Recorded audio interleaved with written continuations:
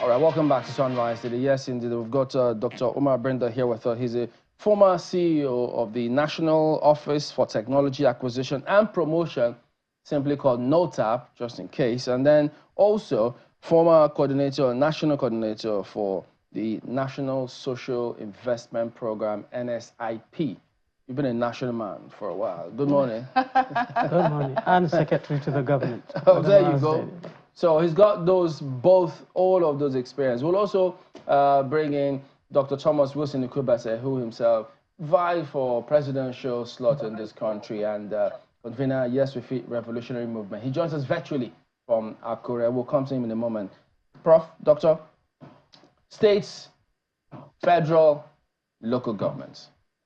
Big focus now on the local governments because we've seen that ever since that court decision, people are asking questions, okay, looking at all the local government chairmen, if they didn't know them, if they thought they were anonymous, they should think again.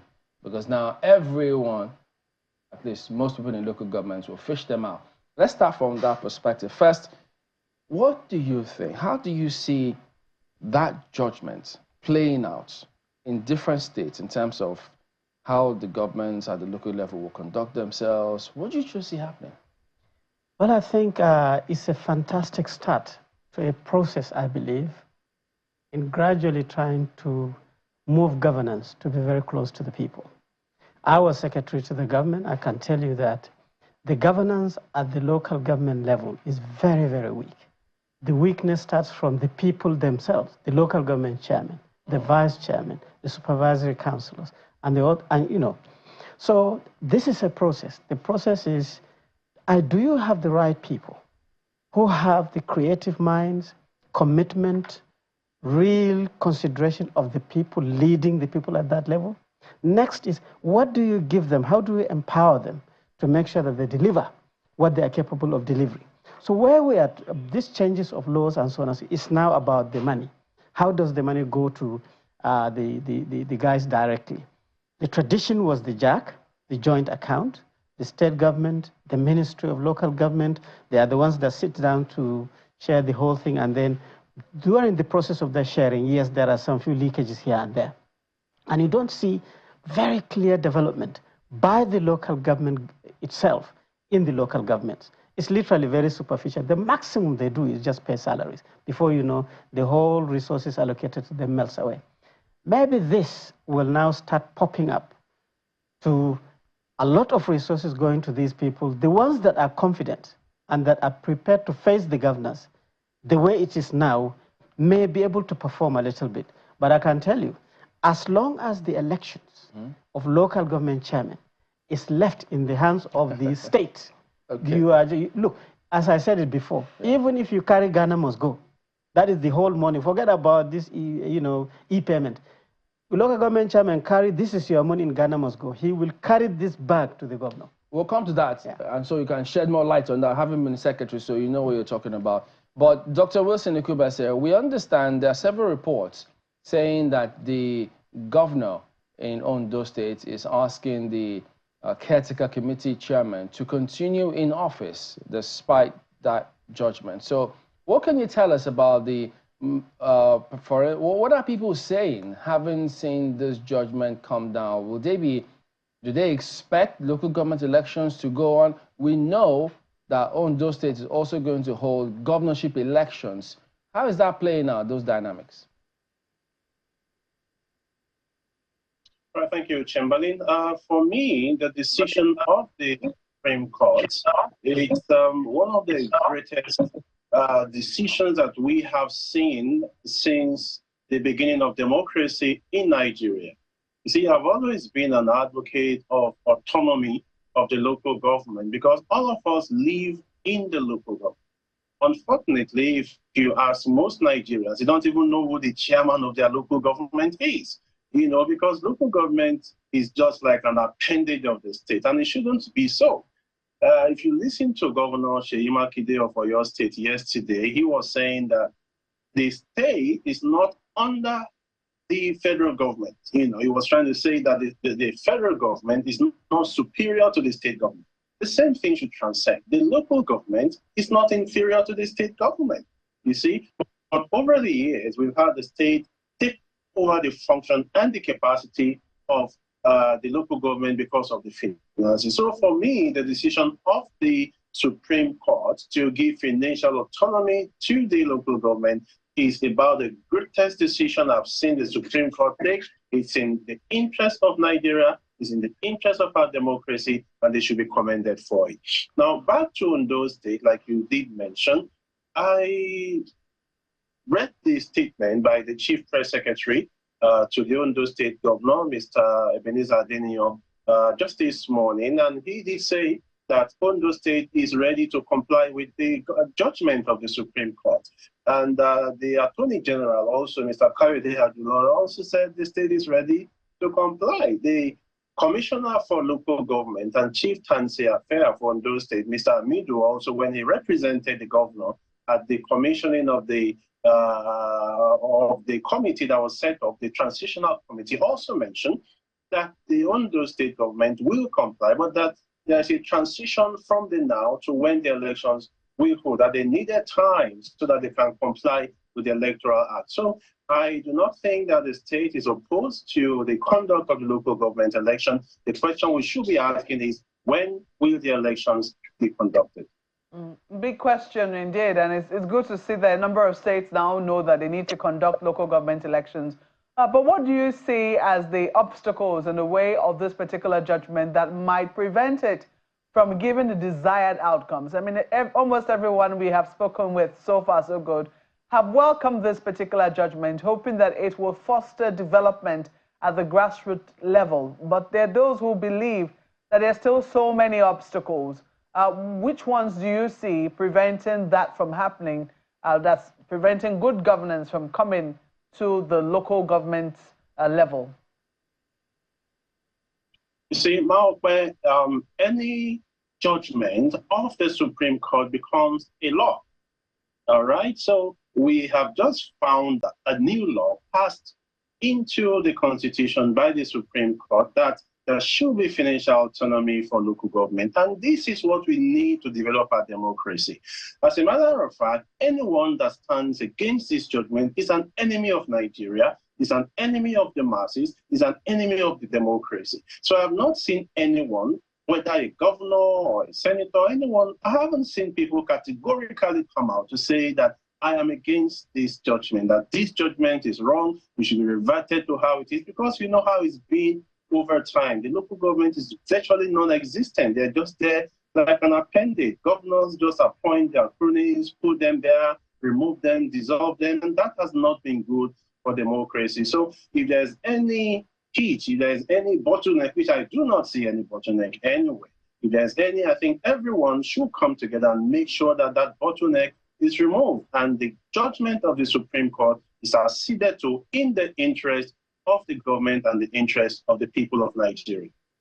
I listened to the track of the Kwara State Governor. I do not know if you also, who is also the chairman of the Nigeria Governors Forum. I do not know how, if you listen to that particular video of him welcoming the judgment of the Supreme Court. But he did say something about now local governments will be on their own. They will have to stand on their 2 feet. They will have to pay salaries. They will have to also contend with the new minimum wage. It sounded very much like they were going to be left orphans. I do not know how you read that, if it was, you know, what, if you're just looking at the words, because underlying it, what we have heard over the years when we've asked governors, not him now, but a number of other governors, is that a number of local governments will struggle if they actually are on their own, if they're granted full financial autonomy. Is it something you also subscribe to? Do you think that there is something there that we're not quite seeing just yet?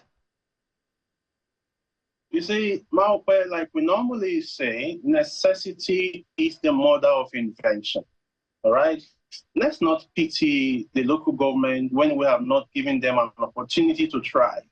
There are many things that the local government can do to generate funds to meet their monthly overhead costs. They are not doing it now because they're being spoon-fed. Once that spoon is being removed from them and they get that direct allocation from the federal government, they know they have to survive. then that's saying that necessity is the mother of invention will come into play. They will put on their thinking cap because nobody's giving them free funds again. They have to run the system. They have to, make payments. They have to, make the system work. So I don't see that as a problem at all. Let what the Supreme Court has passed as a judgment be implemented. My appeal to every governor out there is to see that they go ahead and conduct credible, free and fair elections. Don't be bothered whether they will survive or not. I can bet you they will. Once they are in charge of their territory, once they're in charge of their finances, they will put up their thinking cap. There are people that want to function at the level of the local government. They're not even interested in coming to the level of the state. But because the local government has been stifled over the years, that's why it became so moribund. So for me, it's not a concern, it's not a worry. Let them start, and with time, we'll see that they will do, and they will do very well. So one question before we let you go from me. One of the issues being raised now is in the area of the governance, something that we also heard earlier on when our other guest was talking. Also said something along the line of the fact that Dr. Binder was talking, also said something along the fact that sometimes it's the people themselves that compromise the system, perhaps because they don't know, and most of the time when elections are held in the local government areas, people don't even go out. INEC has said that much. How do we begin to reverse that trend?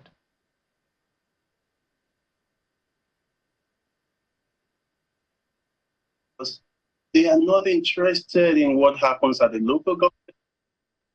They find out that the local government, the chairman have been handpicked. In states that local government elections hold, you realize that the government in that state wins about 99 or 100% of the seats, because oftentimes it's more like an arrangement. There's really no election, because in the first place, they lack the financial autonomy. So once the financial autonomy is there, the local government is strong, our governors will no longer have them at their string. It will be an independent arm of government as it should be.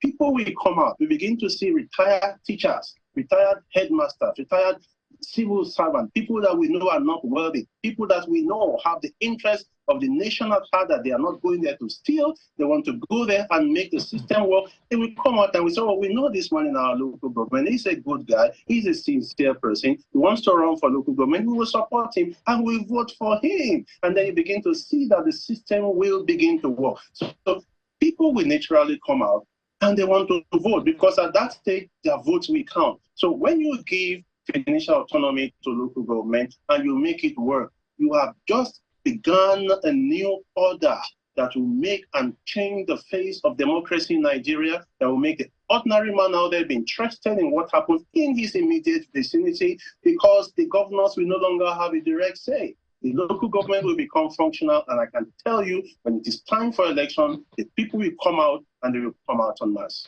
I guess we'll wait to see how that happens. Dr. Thomas Wilson Ikubese, former presidential candidate, thank you so much for your time this morning. Now, Dr. Binder, you may want to... Thank you for having me. Yes, Dr. Binder, I'd like you to respond to what he said. I mean, you raised that concern earlier, and a good number of people will agree with you. Even INEC will agree with you, because to a large extent, many times, INEC comes out and says, look, it's the local government that have the least, sometimes even just 1% of the voting public in any local government come out to vote.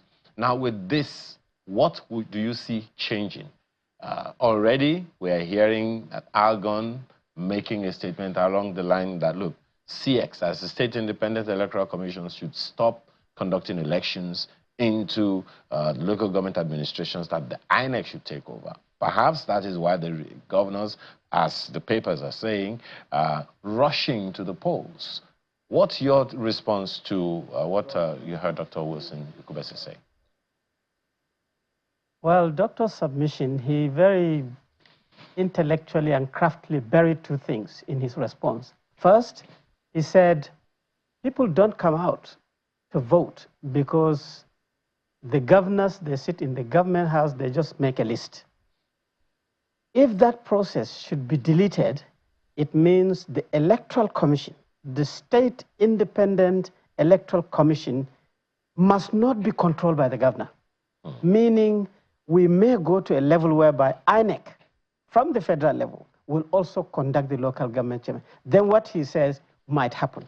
Secondly, he also said, remember, he said, oh, headmasters, retired civil servants, and so on will come out. He was talking about quality of people, qualified, experienced, committed, very, very, in quote, nepotic about their people. That is not happening now. Every Tom, Dick, and Harry nominated by the governor will become a local government chairman.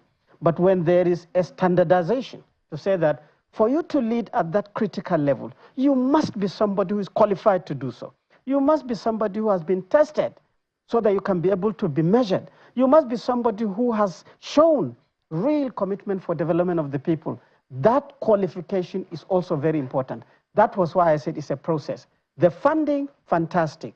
Second, the election should be sanitized. Third, the people to contest must also be sanitized by their own quality. Well, interesting. I also find it very interesting, Dr. Bindra, that every body right now is living within a local government administration, a local government area, and we don't know the person that is governing that area. Now, there are also comments coming from, governors, some kind of resistance here and there. We hear that there's going to be a meeting of the governors. Do you have any specific expectations? There are those who are also, trying to point to the upsides for the governors from the Supreme Court judgment. Do you see any upsides for the governors to consider? What are your expectations of their meeting today? I think like Maope mentioned, the Governors Forum, the chairman submitted that, look, we're going to hands off. Now that they have their money, let them handle whatever the problems that we used to help them in court. But you see, like doctors submitted, this is a process that has started. The funding is going directly.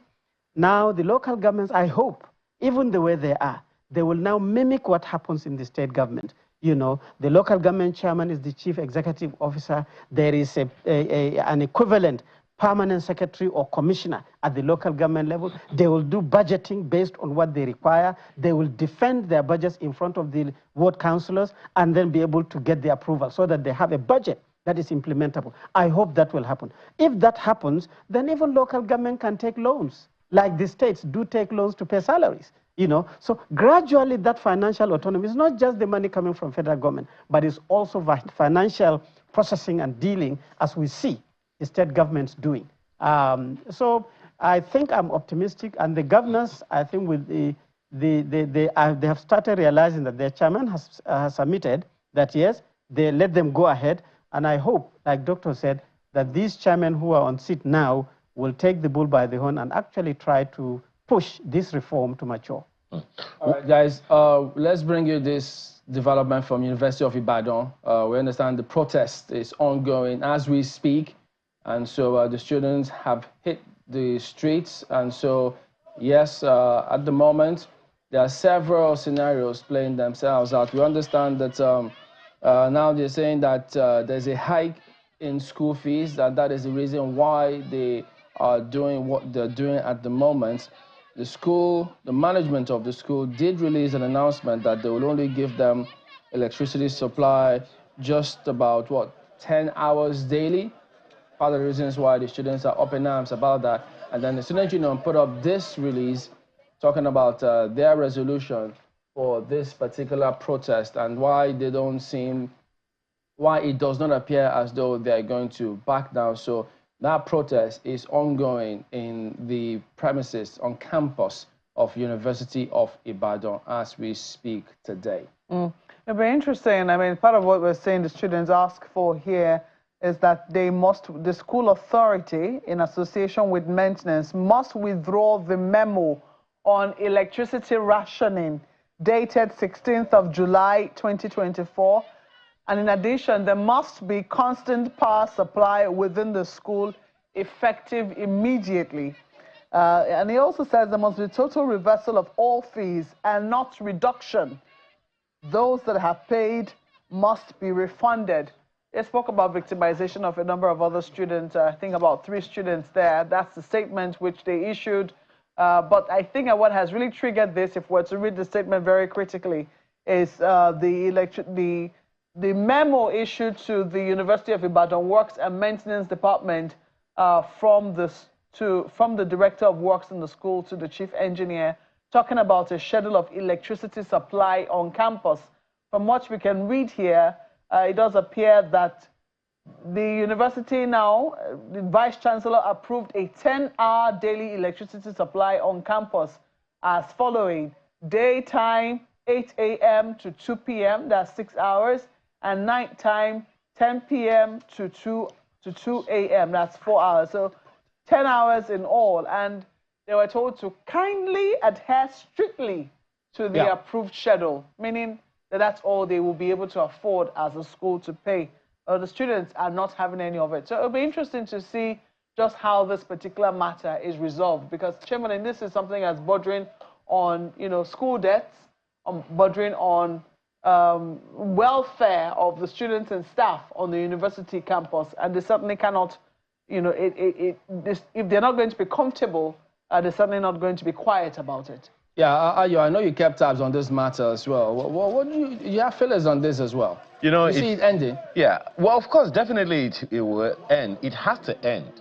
Going by what Malwa said earlier from the front page of the Guardian newspaper, which we brought to you, 11 universities are going through exactly the same thing that the University of Ibadan is going through right now in terms of electricity.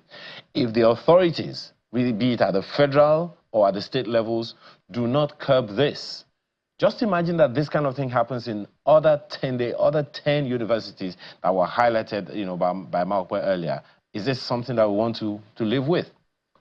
2.92 billion naira monthly electricity bill for all these 11 universities in Nigeria. Maybe I should just mention them. Unilag is one of them. UI, Unilorin, ABU, OAU, Unijos, all over the nation, these universities are. So it is in the interest of the authorities to get to it immediately. The second thing that I'll say about the Chamberlain is that we are raising leaders for tomorrow.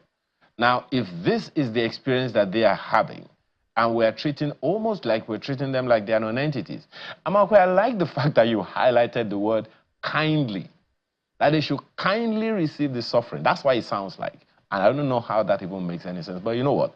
It just has to be resolved, Kimberly. Because if it is not resolved, I don't know what is going to come. Don't forget, we have histories of student protests. We don't want, this is just a demonstration, peaceful demonstration, they say. So the earlier we get to it, the better, I would say. Well, she may have used the word kindly, but we know that it's going to play out completely differently, as a matter of fact. But Dr. Binder, this appears as though we're in a bind because the universities have got to, I think they have to find ways and means, not that other ways and means. Not printing money. No, not that type, to make sure that they get money to pay. But the students themselves also feel, where are we going to get money? Where will our parents get money to pay? Because we're all feeling the same economic crunch. So who knows? But, in fact, you also have been an academic yourself and still keep tabs on that particular sector. What do you think of this, for instance, this particular scenario, this protest, the demands, the crux of the matter, which is about funds? I think our country is at a turning point whereby we have to review a lot of things. You see, it would be nice to compare while this is happening on what happens in private universities and then the public universities. Why are the private universities not demonstrating, not protesting? What fees do they pay? How many hours of electricity do they get? And you compare it with the public university. It's the same thing. While one is, smoothly going, no strikes, nothing, the other is limping. So again, it would be nice to compare and analyze that. Two, you see, the university administrations are facing really a bad time. On one side, if you are depending on the main stream electricity supply, certainly everybody is feeling it. And the price for, I live in Asokoro. I mean, we're all in the same area. The payment jumped from 68 naira per kilowatt to 225. I mean, now I don't enjoy AC like before. I have bought a new ceiling fan, something that I never thought. So adjustments at individual level may be possible, but these are young people, like Mape said, and they're energetic. So, and three, like I said before, we always concentrate on money, money, money. We don't think of the technicalities of solving problems. I mean, since the review of the tariffs, I have seen a huge influx of solar panels into Nigeria. Companies that are selling panel or solar options are many. Why can't Nigeria say that every single solar panel will be manufactured in Nigeria as a policy? That will create jobs. That is going to make sure that it's cheaper, possibly. Yes, we cannot start from the wafers producing these photovoltaics, but we can import photovoltaics and assemble panels in this country so that we can be able to be very creative, improving productivity in our country, improving the technology transfer, and at the end of the day, pushing these solutions to the problem. You're in a good position to speak about that, having been the top man at NoTap. Yeah. So I was going to ask you, I still will. I mean, let me do that right away. I know you also use the word technology transfer. I know people also say, look, people steal technology. Nobody's going to willingly just give you their, USP and want you to run with it. Do we have that capacity or capability if you say, or if we say, every solar panel must be produced here? Aren't we going to put ourselves in a difficult position? I can professionally deceive or convince you that we have. There is no country that's good to know, that can have over 250 universities with so many professors in all these fields that will now say, no, we don't have the capacity or the capability. We have more than 300 research institutions in different things, including these technological aspects, Naseni, PRODA, and so on and so forth, and we say we don't have.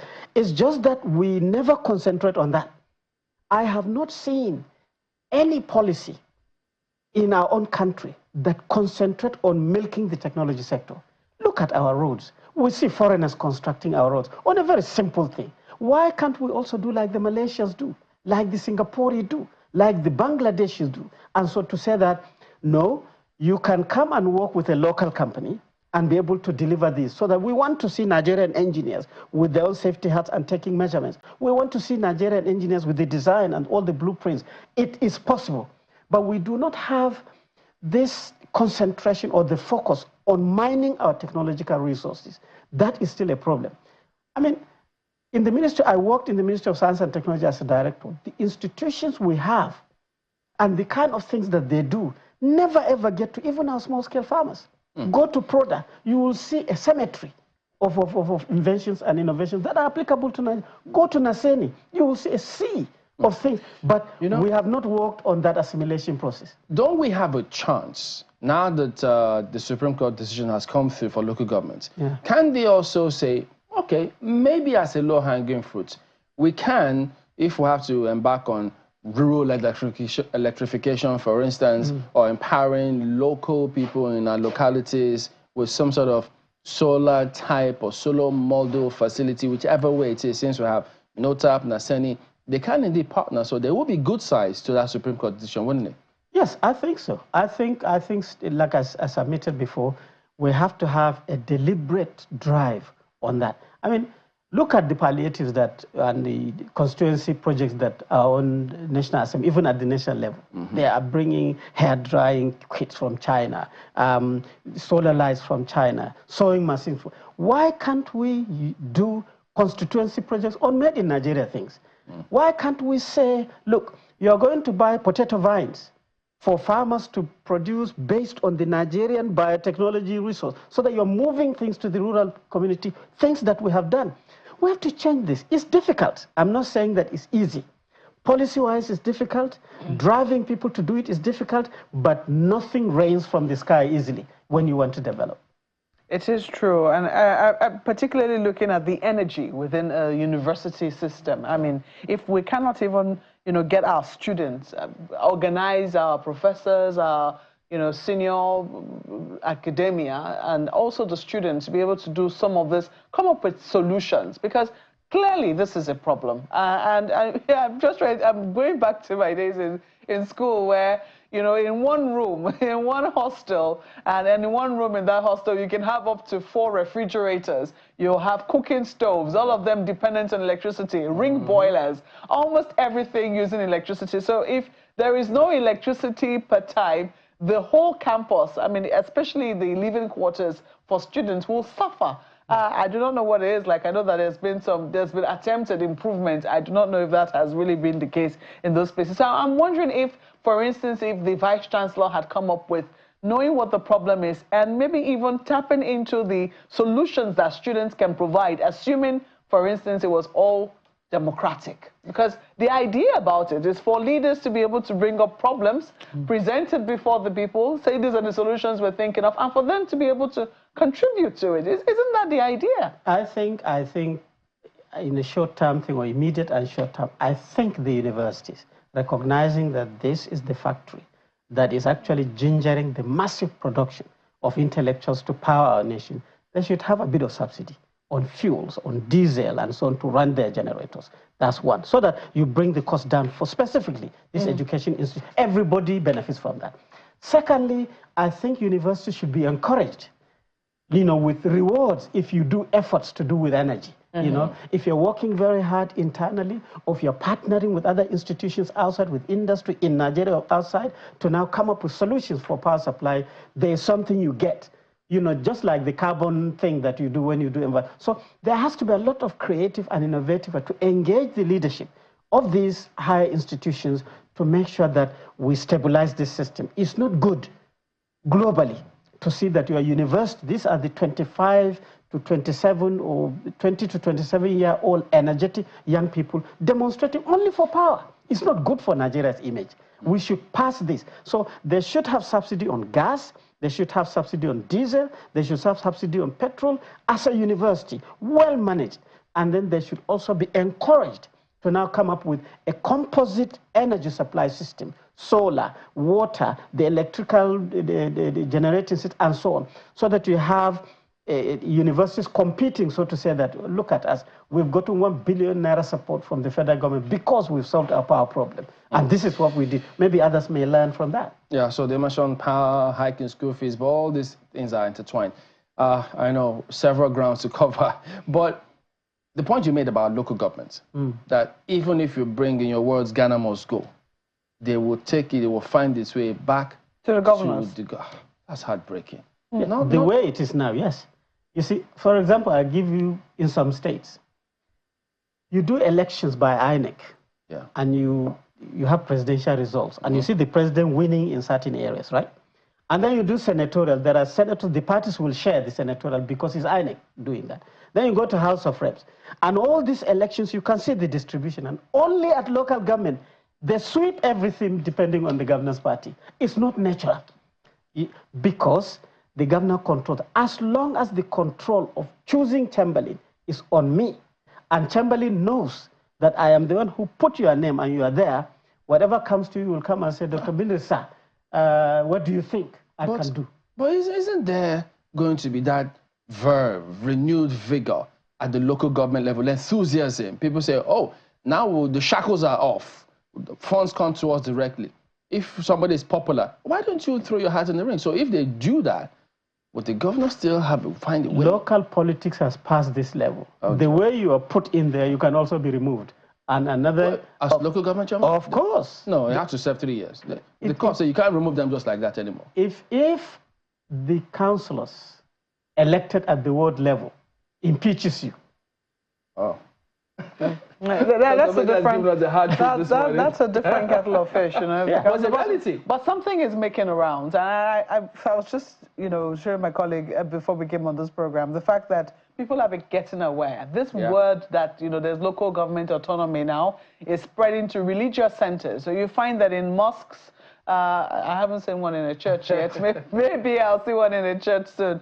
People are telling from the pulpit, telling the people that something is happening, and we understand that local government chairmen are getting their funds directly, and this is what we hope will happen as a result of that. So in the light of that awareness, even if you were chosen by the governor, don't you think that there is a real fear of the people that any local government chairman will be living with right now, knowing that the people know that the money that should come to local government is coming to me directly, and I will have no excuse as to why I haven't done certain things within that particular locality? I think this law is exciting, right? As I said before, it's a process. This is a very good beginning. The same way you are talking about local people rioting against you to remove you, they can also be instigated, even if you're doing very well, to riot against you. Whoa. But the most important thing, I think, with this ruling is that local government chairman does not have the kind of constitutional protection, the immunity. Yes. This is very beautiful. And that's the ICPC will be looking at them directly. Is that a good thing or a bad thing? It's a good thing. In that particular video I'm making reference to, the local imam actually made reference to that. The fact that local government chairmen do not have immunity, and that any local government chairman who is not performing, will be subject to the justice of the people even before it gets to the local authority. If you carry money, you take it to the governor. All expenditures in government is guided by the budget, which is law.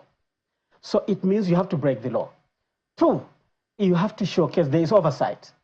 Even outside people cannot. So you have to show what you have done with the money that you have spent. So there's a lot of matrix of checks and balances. At the local level. I hope ICPC, EFCC, and other, corruption checking systems will now activate themselves to make sure that their eye lenses are bigger and clearer. I think when that is happening, a local government chairman will shiver if he carries a bag to anywhere, I think that is the gradual process. And gradually, yesterday, I think I was watching one TikTok or whatever. Yeah. I saw the Senate president discussing in the Senate about the INEC going there to conduct elections at the local government. I hope it matures so that you now have a second level. And then gradually, I think there will be a law to say that unless if you are this and that, so meritocracy will now creep into being local government. I think local government chairmen are even more important in terms of quality than even the governor. So you need somebody at the bottom to say that this is what you need. These are the resources we have, and this is what we are going to do. How you select workers, who works for you, and so requires a higher level of technical expertise, not compared with what is happening now. All right, very, very interesting scenario there. Hey, don't forget, guys, you can also write in to us. Let us know what you think about this conversation of the local government level. How do you see them playing out? And if you're a student and you are want to know what your grasp is, if you feel your voice has not been heard enough. Dr. Umar Brinda, always a pleasure to have you on. Thank you so much. Business Morning on Sunrise, it comes up now.